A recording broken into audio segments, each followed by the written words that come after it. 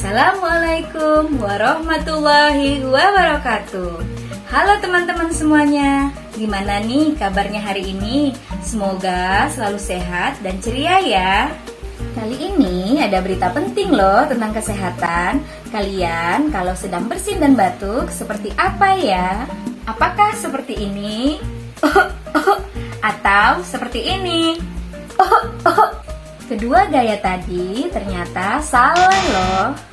Yang benar seperti ini ya. Atau seperti ini.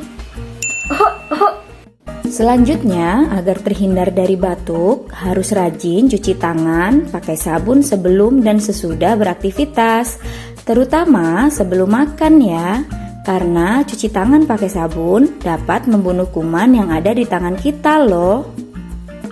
Untuk meningkatkan daya tahan tubuh dan menyehatkan jantung serta paru-paru, kita dapat melakukan olahraga secara rutin pada pagi dan sore hari.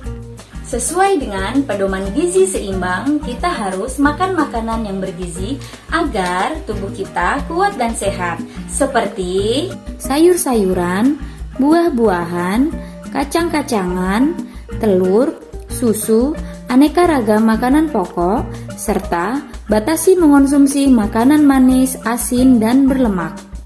Terakhir, lindungi diri kita dengan menggunakan masker saat keluar rumah. Beginilah cara memakai masker yang benar.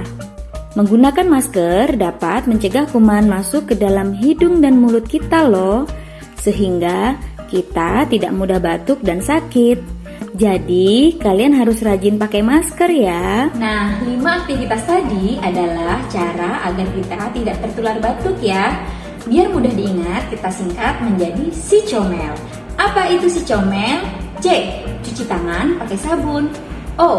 Olahraga yang teratur. M. Makan makanan yang bergizi. E. Etika bersin dan batuk. Sedangkan L adalah lindungi diri dengan menggunakan masker. Buat teman-teman, selalu jaga kesehatan ya dimanapun kalian berada.